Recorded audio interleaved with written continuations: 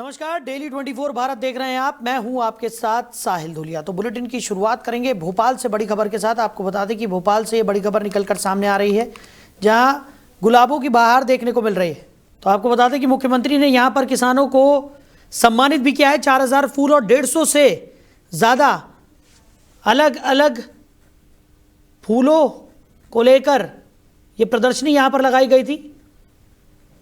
तो 4000 फूल और 150 से ज़्यादा किस्में यहाँ पर इस प्रदर्शनी में शामिल की गई। मुख्यमंत्री ने किसानों को सम्मानित किया। तो कृषक कल्याण वर्ष में किसानों को प्रोत्साहन देने के लिए इस खास प्रदर्शनी का आयोजन किया गया था। मुख्यमंत्री मोहन यादव इस प्रदर्शनी में शामिल होने के लिए पहुंचे। तस्वीरें आपको दिखा रहे हैं। और मध्य प्रदेश में गुलाबों की बहार भी देखने को मिली है। इस प्रदर्शनी के माध्यम से अलग अलग किस्म के फूलों की बहार देखने को मिली। कृषक कल्याण वर्ष में किसानों को सम्मानित किया गया। 4000 फूल और 150 से अधिक किस्में इस प्रदर्शनी में प्रदर्शित की गई थी। तो कृषक कल्याण वर्ष के तहत किसानों को सम्मानित किया गया। 4000 फूल और 150 से अधिक किस्में प्रदर्शित की गई।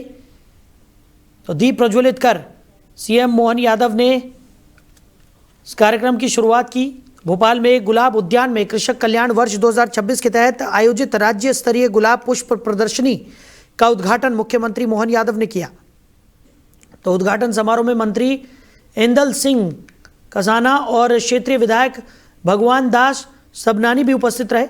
इस प्रदर्शनी में करीब 200 किसान 100 से अधिक प्रजातियों के 4000 फूल लेकर पहुंचे। मध्य प्रदेश रोज समिति के सदस्यों ने 150 से अधिक गुलाब की किस्मों को प्रदर्शित किया। प्रदर्शनी में किसानों और पुष्प प्रेमियों को चेक भेंट कर सम्मानित भी किया गया। तो मुख्यमंत्री मोहन यादव ने किसानों की मेहनत और गुलाबों की खूबसूरती देखकर भावुक होते हुए तत्काल प्रदर्शनी को 3 दिन और बढ़ाने की घोषणा की। इससे आम जनता अब 3 दिन तक इस रंग बिरंगी गुलाबों की दुनिया का आनंद ले सकेगी। उद्घाटन समारोह में उपस्थित लोगों ने कहा कि इस प्रदर्शनी ने किसानों की मेहनत और उनके द्वारा उगाए गए फूलों की विविधता को उजागर किया। मुख्यमंत्री ने कहा कि राज्य सरकार का उद्देश्य किसानों को प्रोत्साहित करना और उनके उत्पादों को लोगों तक पहुंचाना है। इस प्रदर्शनी के माध्यम से न केवल गुलाब प्रेमियों को आनंद मिलेगा, बल्कि किसानों को भी अपनी किस्मों को प्रदर्शित करने का अवसर मिलेगा। ये पहल कृषक कल्याण और पुष्प उद्योग के विकास में महत्वपूर्ण साबित होगी।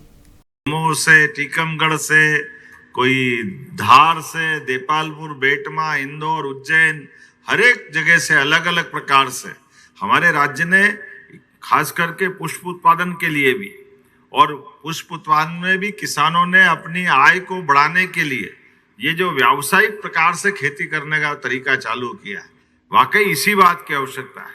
इस समय पुष्प उत्पादक, अपने उद्यानिकी, नर्सरी संचालक और खरीदार सबको एक मंच पे लाने का ये जो गुलदस्ता बना है, मैं विभाग को बधाई देना चाहूंगा। जोरदार अभिनंदन करके आप अपने लिए भी गौरवान्वित हो।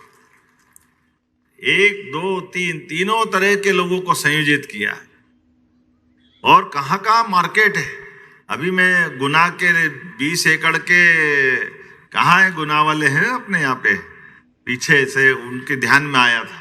उन्होंने 20 एकड़ का अपना प्रोजेक्ट लगाया। 50 लाख का प्रोजेक्ट था, उसमें 28 लाख हमने उनको अनुदान दिया। 22 लाख रुपया उनकी लागत के अनुदान के बाद बची 50 लाख का प्रोजेक्ट था।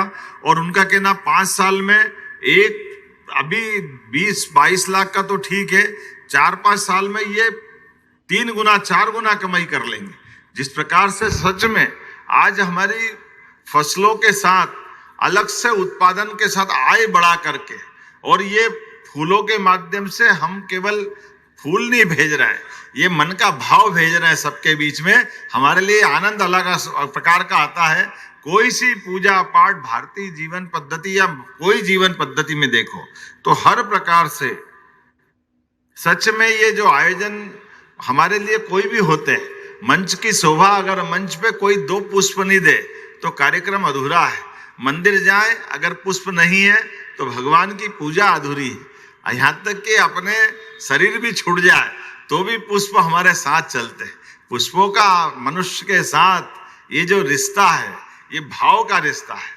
से टीकमगढ़ से तो महाराष्ट्र के डिप्टी सीएम अजीत पवार की मौत जिस विमान हादसे में हुई उससे जुड़े नए तथ्य सामने आए हैं। जांच के अनुसार दुर्घटनाग्रस्त विमान VTSSK का संचालन VSR वेंचर कर रही थी। इसके ट्रैवल लॉग की जांच में पता चला है कि इस विमान के कुछ महीने पहले मध्य प्रदेश के मुख्यमंत्री मोहन यादव ने भी यात्रा की थी। विमान रिकॉर्ड के मुताबिक अगस्त 2025 में मुख्यमंत्री मोहन यादव ने भोपाल, ग्वालियर और खजुराहो के बीच इस विमान से उड़ान भरी थी। इन यात्राओं की पुष्टि एयरपोर्ट पर जमा पैसेंजर रिकॉर्ड से हुई है। यात्रा के दौरान मुख्यमंत्री के साथ कुछ उड़ानों में कैबिनेट मंत्री प्रहलाद पटेल और तुलसी सिलावट भी मौजूद रहे। एक यात्रा में IAS अधिकारी सुधाम खाड़े और इलैया राजा टी भी शामिल थे। जांच एजेंसियों ने हादसे के बाद विमान संचालन और सुरक्षा को लेकर कई सवाल उठाए हैं। जानकारी के अनुसार दुर्घटनाग्रस्त विमान लियर जेट 45BT SSK लगभग 16 साल पुराना था और इसका निर्माण 2010 में हुआ था। भारत में इसका रजिस्ट्रेशन 2021 में BSR वेंचर्स प्राइवेट लिमिटेड ने कराया था। इससे पहले विमान अमेरिका की विभिन्न ऑपरेटर कंपनियों की तरफ से संचालित किया गया था और लंबे समय तक विदेश में संचालन में रहा। विमान हादसे के बाद अधिकारियों ने सुरक्षा नियमों, विमान में रखरखाव और संचालन प्रक्रियाओं की गहन जांच शुरू कर दी है। दुर्घटना की वजहों का पता लगाने के लिए विशेषज्ञ टीमों को लगाया गया है। इस जांच से आने वाले दिनों में हादसे के कारण और भविष्य में ऐसी घटनाओं को रोकने के लिए दिशा निर्देशों पर प्रकाश डाला जाएगा। तो जिस गांव में बाबा बागेश्वर की पहली कथा गूंजी थी, जहां उनकी बचपन की स्मृतियां आज भी हर गली और मंदिर में सांस लेती हैं, आज उसी गांव में सन्नाटा है, शोक है और हर आंखों में आंसू हैं। छतरपुर जिले की चंद्रनगर ग्राम पंचायत का चुरारन गांव बाबा बागेश्वर से जुड़ा वो गांव जहां से उनका भावनात्मक रिश्ता कभी नहीं टूटा। आज उसी गांव के हनुमान कुटी मंदिर से एक दुखद खबर सामने आई है, जिसने पूरे इलाके को झकझोर कर रख दिया है। चुरारन गांव का हनुमान कुटी मंदिर, यही वो पवित्र स्थान है जहां बाबा बागेश्वर की पहली कथा आयोजित हुई थी। उनका बचपन चुरारन गांव में बीता और इसी गांव में पहली कथा उन्होंने की। बाबा बागेश्वर के कहने पर जिस पुजारी को मंदिर की सेवा और जिम्मेदारी सौंपी गई थी, पुजारी हीरालाल कुशवाहा अब इस दुनिया में नहीं रहे। क्या है ये पूरा मामला, इसी पर हमारे सहयोगी समीर अवस्थी ने जायजा लिया। देखिए। जिस गांव में हुई बाबा बागेश्वर की पहली कथा, जिस गांव में बीता बाबा बागेश्वर का पूरा बचपन, आज उस गांव में सन्नाटा पसरा है। मैं इस वक्त मौजूद हूं छतरपुर जिले के चंद्रनगर ग्राम पंचायत के चुरारन गांव में। आज यहां पर हम क्यों पहुंचे हैं, ये जानकर आपको हैरानी भी होगी और दुखद संवेदनाएं भी आप लोग व्यक्त जरूर करेंगे, क्योंकि कहा जाता है बाबा बागेश्वर 2010 में इस गांव में पहुंचे थे। उनकी पहली कथा चुरारन गांव के हनुमान कुटी मंदिर में उन्होंने की और यहीं से शुरुआत हुई बाबा बागेश्वर की। आज अगर आप गली देखेंगे तो चुरारन गांव में सन्नाटा पसरा है। हनुमान कुटी मंदिर में बाबा बागेश्वर के कहने पर जो गांव के लोग हैं, उन्होंने एक पुजारी को रखा था और क्या कुछ पूरा मामला है, आज क्या घटना हुई है, क्यों मातम पसरा है, स्थानीय है हमारे साथ, जानते हैं। आज जी क्या नाम है आपका? मेरा नाम है शेख मुनीम। अच्छा शेख मुनीम जी, पूरे गांव में सन्नाटा पसरा है, मातम छाया, क्या वजह है? सबको दुख है पुजारी के निधन पर, इसलिए पूरा गांव गमगीन है। पूरा गांव गमगीन है और इसीलिए जो है सन्नाटा पसरा है। तो उन पुजारी महाराज को किन्होंने नियुक्ति की थी मंदिर में? ये बाबा बागेश्वर धीरेन्द्र शास्त्री जी ने, इन्होंने उनको रखवाया था, हम लोगों गांव वालों की सबकी मदद से। अच्छा, तो क्या संबंध है बाबा बागेश्वर का चुरारन गांव से? चुरारन गांव से यहीं से उन्होंने पहली कथा करके और आगे के कदम यहीं से बढ़े हैं, यहीं से सब कुछ किया है उन्होंने। अच्छा, ये जो हनुमान मंदिर है आपके यहाँ पर, तो लगभग कितने साल पहले, जब कितने छोटे थे बाबा बागेश्वर? वो उस समय होंगे 17-18 साल के। उस समय 16-17 साल के होंगे। अच्छा, लगभग। हाँ, 16-17 साल के थे, तो यहीं आते थे? जी यहीं आते थे। आए हैं, यहीं रुके हैं और कथाएं की हैं। अच्छा, अभी भी आते हैं? अभी भी आते हैं। अच्छा, ये जो पुजारी जिनकी निधन हो चुका जिनका, उसकी सूचना बाबा बागेश्वर तक पहुंचाई? हाँ बिल्कुल, शाम को रात में बात हुई थी 9 बजे, और उनके पास सूचना पहुंच गई। वो उन्होंने ये बोला कि हम आज तो नहीं आ पाएंगे, लेकिन 2-3 दिन बाद मैं आऊंगा। अच्छा जी, तो एक बार मैं चाहूंगा सन्नाटे की कुछ तस्वीरें आप दिखाइए। ये वो चुरारन गांव की गली में आज हम हैं। यहाँ पर चहलकदमी रहती है लोगों की, ग्रामीणों की, लेकिन आज यहाँ पर सन्नाटा इसलिए पसरा है क्योंकि मंदिर का पुजारी जो हीरालाल कुशवाहा जी हैं उनका निधन हो चुका है। अचानक उनकी तबीयत बिगड़ी, गांव के लोग छतरपुर जिला अस्पताल लेकर पहुंचे थे, वहां पर उनकी मौत हो चुकी है।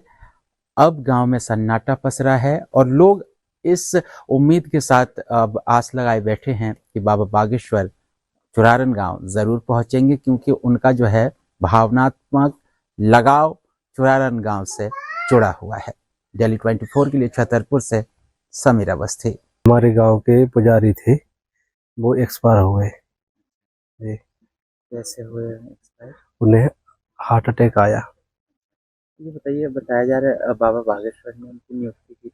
हाँ, बागेश्वर के महाराज जी ने यहाँ कथा करी थी, तो उनके द्वारा कहा गया था कि यहाँ मंदिर पे कोई पुजारी नहीं है, तो कोई पुजारी यहाँ रहने लगे तो ज़्यादा अच्छा होगा। तो फिर गांव वालों ने उनकी बात मानी और पुजारी जी को यहाँ मंदिर पे रखा। कुल जो उनके आने से ही इस मंदिर में संध्या भक्ति आरती चालू हुई थी और एक पुजारी जी, उन्होंने संत जी के रूप में उनको यहाँ नियुक्त किया था और हर वर्ष आते थे। और ये बहुत दुखद घटना है जिसकी जो है क्षति हम लोग कैसे करेंगे ये हम लोगों को समझ में नहीं आ रहा है, क्योंकि आगे चल के बालाजी की संध्या भक्ति तो होना आवश्यक है। तो जो संत जी थे उनका नाम हीरालाल कुशवाहा, भोले भोले के नाम से हम लोग उनको बोलते थे। वो जो है उनका निधन हो गया है। वहीं बलरामपुर जिला मुख्यालय में कांग्रेसियों ने सांकेतिक रूप से धरना देते हुए लगभग आधे घंटे के लिए मुख्य मार्ग नेशनल हाईवे 343 को जाम किया और तहसीलदार की समझाइश के बाद आवागमन सुचारू किया और मुख्यमंत्री के नाम ज्ञापन सौंपा। किसानों के हित में धान खरीदी की तिथि बढ़ाने की मांग को लेकर राज्यपाल के नाम तहसीलदार को ज्ञापन में आपको बता दें उल्लेख किया गया कि छत्तीसगढ़ प्रदेश में समर्थन मूल्य पर धान खरीदी जारी है, लेकिन इस वर्ष पोर्टल संबंधी तकनीकी समस्याओं और अन्य कारणों से धान खरीदी प्रक्रिया कई बार बाधित हुई है। समय पर धान खरीदी नहीं हो पाने के कारण बड़ी संख्या में किसान अब तक अपना धान विक्रय नहीं कर सके हैं। परिणाम स्वरूप किसानों को आर्थिक परेशानियों का सामना करना पड़ रहा है और मजबूरी में कुछ किसानों को खुले बाजार में कम दामों पर धान बेचने की स्थिति बन रही है। किसानों ने प्रशासन को अवगत कराया कि शासन द्वारा निर्धारित अंतिम तिथि नज़दीक है। ऐसे में अगर धान खरीदी की अवधि नहीं बढ़ाई गई तो कई किसान समर्थन मूल्य का लाभ लेने से वंचित रह जाएंगे। इस स्थिति को देखते हुए ज्ञापन के माध्यम से राज्यपाल से आग्रह किया गया है कि किसानों के हित में धान खरीदी की तिथि को कम से कम 15 दिन आगे बढ़ाया जाए, ताकि सभी किसान अपना धान समर्थन मूल्य पर विक्रय कर सकें और उन्हें आर्थिक राहत मिल सके। तो कांग्रेस अध्यक्ष ने स्पष्ट रूप से कहा है कि अगर खरीदी की मियाद नहीं बढ़ाई गई तो सड़क पर उग्र आंदोलन करेंगे। उधर भरतपुर ब्लॉक में एक बार फिर नेशनल ग्रीन ट्रिब्यूनल यानी कि एनजीटी के नियमों को ताक पर रखकर रेत माफिया सक्रिय हो गए। हर चौका क्षेत्र की मवई नदी में पंचायत को आवंटित खादान पर बाहरी लोगों द्वारा बड़े पैमाने पर अवैध रेत उत्खनन किया जा रहा है। स्थानीय ग्रामीणों का आरोप है कि ट्रक, हाईवे और जेसीबी मशीनों के जरिए दिन रात नदी से रेत निकाली जा रही है, जबकि एनजीटी के नियमों के अनुसार नदी से मशीनों की तरफ से रेत उत्खनन पूरी तरह प्रतिबंधित है। इसके बावजूद खुलेआम नियमों की अनदेखी की जा रही है। ग्रामीणों का कहना है कि खदान 823 में स्वीकृत क्षेत्र से हटकर खदान 336 क्षेत्र में रेत उत्खनन किया जा रहा है, जहां सीतामढ़ी मंदिर स्थित है। लगातार हो रहे अवैध उत्खनन से मंदिर का अस्तित्व भी खतरे में पड़ गया है। हर चौका में अवैध रेत की खुली धड़ल्ले की खनन गतिविधि प्रशासन की कार्यप्रणाली पर सवाल खड़े कर रही है। अब देखना होगा कि जिम्मेदार विभाग कब तक चुप्पी साधे रहेंगे और इस अवैध रेत उत्खनन पर कब कार्रवाई होगी। वहीं धमतरी जिले में उस वक्त हंगामे की स्थिति बन गई जब देशी विदेशी शराब दुकान में कांग्रेस कार्यकर्ताओं ने जमकर प्रदर्शन किया। बताया जा रहा है कि महात्मा गांधी की पुण्यतिथि के दिन शासन की तरफ से शराब दुकान खोले जाने को लेकर कांग्रेस कार्यकर्ताओं में भारी नाराजगी देखने को मिली। कांग्रेसियों का कहना है कि ये पूरी तरह गलत है और धमतरी जिले में ये पहली बार है जब महात्मा गांधी की पुण्यतिथि के दिन शराब दुकान खोली गई है। इसी के विरोध में कांग्रेस कार्यकर्ताओं ने शराब दुकान परिसर में ही नारेबाजी करते हुए जोरदार प्रदर्शन किया। उन्होंने चेतावनी दी कि अगर शासन जल्द से जल्द शराब दुकान को बंद नहीं करता है तो आने वाले समय में इससे भी उग्र आंदोलन किया जाएगा। मौके की स्थिति को देखते हुए पुलिस और तहसीलदार मौके पर पहुंचे और जैसे तैसे हालातों को नियंत्रित करते हुए प्रदर्शनकारियों को शांत कराया गया। फिलहाल पूरे मामले पर प्रशासन की नजर बनी हुई है। ब्लॉक कांग्रेस कमेटी वालों के द्वारा राष्ट्रपति महात्मा गांधी जी के पुण्यतिथि में शुष्क दिवस घोषित करने के संबंध में ज्ञापन सौंपा गया है। इसको उच्च अधिकारी को अवगत करा दिया जाए। आज महात्मा गांधी जी की श्रद्धांजलि दिवस है और पुण्यतिथि है और 75 साल 77 साल में पहली बार हुआ है कि शुष्क दिवस के दिन पूरी दारू भट्टी जिले की खुली हुई है। निगम क्षेत्र में मटन मुर्गे की दुकानें सब खुली हुई है। बहुत ही ये जो रीति और नीति स्थापित कर रही है भारतीय जनता पार्टी और उनकी सरकार बहुत ही गलत है। और गोडसे की जो रीति नीति है, गोडसे की जो विचारधारा को मानने वाले लोग हैं, उनकी रीति और नीति को आप समझ सकते हैं कि किस तरीके से वो हरकत कर रहे हैं। हमें ये भी पता चला कि आज महात्मा गांधी की पुण्यतिथि के दिन सरकार शराब बेच रही है, तो उसके विरोध में आज पूरा ब्लॉक कांग्रेस कमेटी शहर 1 एवं 2 एवं कांग्रेस के समस्त साथी शराब भट्टी आए थे और यहाँ देख रहे हैं तो शराब खुलेआम बेची जा रही है। तो ये इतिहास गवाह है कि ऐसा पहली बार हो रहा है कि शराब दुकान 30 तारीख को खुली हुई है। मतलब महात्मा गांधी के शहादत के दिन भी इन लोग शराब बेच रहे हैं। गोरसे के लोग। वहीं जगदलपुर शहर में जूता कारोबारी के यहाँ हुई चोरी की घटना का सीसीटीवी फुटेज सामने आया है। फुटेज में साफ देखा जा सकता है कि अज्ञात चोर देर रात घर में घुसकर चोरी की वारदात को अंजाम दे रहे हैं।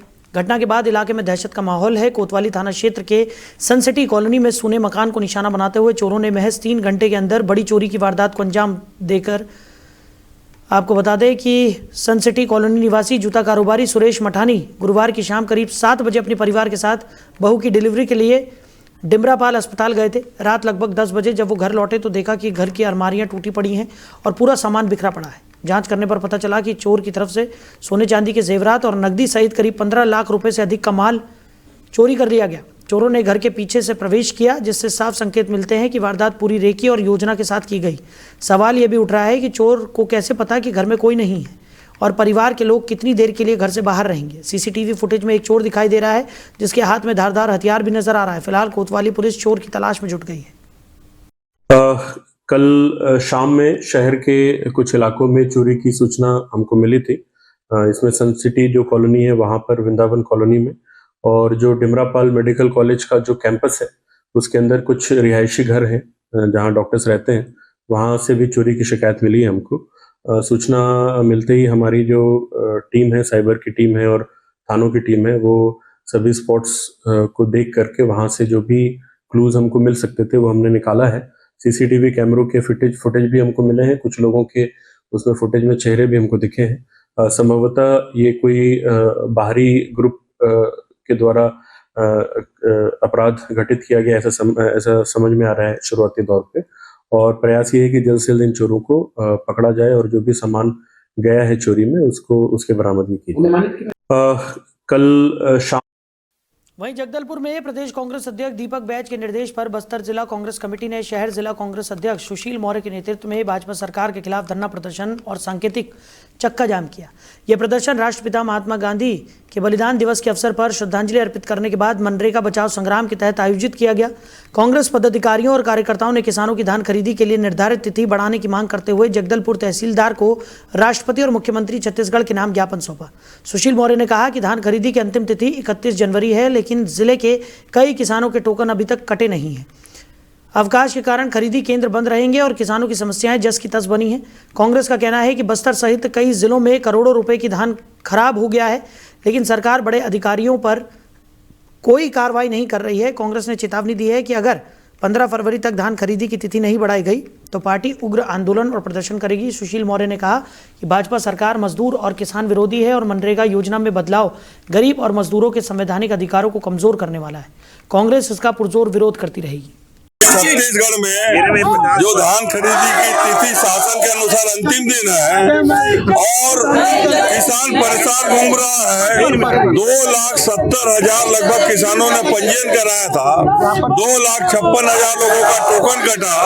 आज भी पूरे बस्तर संभाग में 13,000 से ज्यादा किसान धान बेचने से वंचित हो रहे हैं। बस्तर जिले में लगभग 2,500 किसान धान बेचने से वंचित हो रहे हैं और लगभग 99,000 किसानों का रकबा को सरेंडर कराया गया जबरदस्ती का।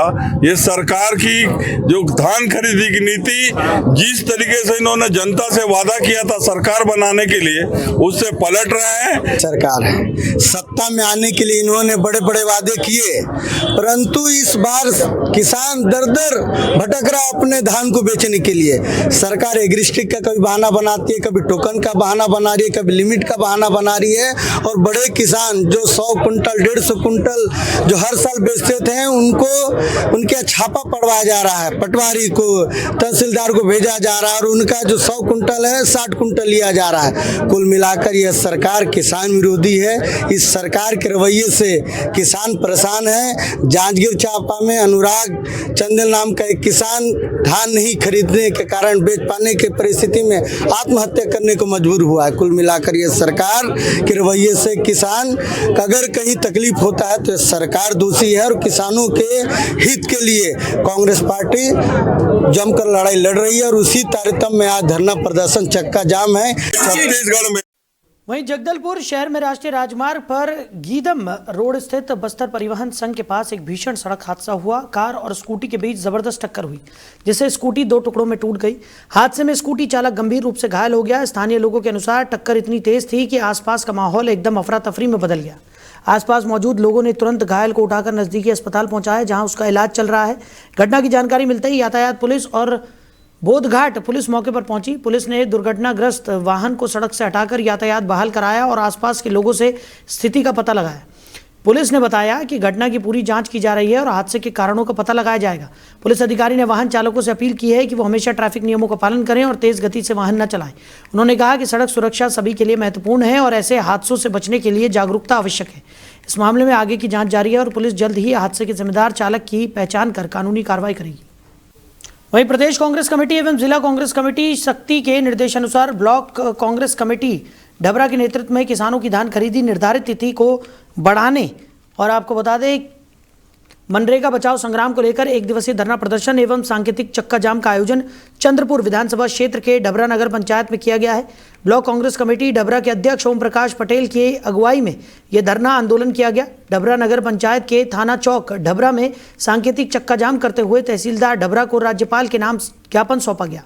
इस आंदोलन के दौरान सुरक्षार्थ हेतु डबरा थाना प्रभारी के साथ डबरा पुलिस टीम व नायब तहसीलदार आशीष पटेल की विशेष उपस्थिति रही। इस आंदोलन में जिला पंचायत सदस्य शांति तारा चंद्र साहू, सरोज डनसेना, तुलसी देवी साहू, दीनानाथ श्रीवास, दीनबंधु यादव, आयुष अग्रवाल, विधायक प्रतिनिधि भागीरथी बरेट, मनोज जायसवाल, त्यागी चौहान, सूर्यकांत चौहान, विवेक यादव, ब्लॉक कांग्रेस कमेटी डबरा के पदाधिकारी, महिला कांग्रेस, किसान कांग्रेस, अनुसूचित जाति जनजाति पिछड़ा वर्ग विभाग, अन्य मोर्चा संगठन प्रकोष्ठ एवं सभी कांग्रेस जनों की उपस्थिति रही। हमारी प्रमुख मांगे हैं कि अभी जो किसान धान बेचने के लिए बहुत परेशान हो रहे हैं। कई किसान हैं जो कि अभी तक उनका टोकन नहीं कट पा रहा है और धान अभी भी उनके घर में है। जिनका टोकन कटा है उनका धान को आधा कर दिया गया है। जैसे 400 कट्टा जिनका टोकन है उनका 200 करके आधा कर दिया गया है। तो हम सरकार से मांग करते हैं कि किसानों के हित को देखते हुए आप खरीदी को कम से कम 10 दिन बढ़ाकर टोकन की अवधि को बढ़ाया जाए। आज हमारे ब्लॉक कांग्रेस कमेटी के अध्यक्ष ओम प्रकाश भैया के निर्देश में आज ब्लॉक में धरना प्रदर्शन रखे रहे, जिसमें किसान के धान खरीदी के दिन और बढ़ाए के लिए, ताकि हमारे किसान भाई मन बढ़िया से अपन धान ला बेच ले। और दूसरा मांगे हमन के कि जो मनरेगा के नाम ला बदलाव करे हुए एक लिए हम धरना प्रदर्शन करे हैं। बचत का महिला मन, बहनी मन, दीदी मन बैठे हुए कि जो नाम ला बदलाव करेंगे यथावत रखे और जो पहले जो काम रही से जिस प्रकार से हमारे काम छत्तीसगढ़ प्रदेश में आए वो काम है यथावत दे। तो फिलहाल इस बुलेटिन में मेरे साथ इतना ही। आप बने रहिए। नमस्कार।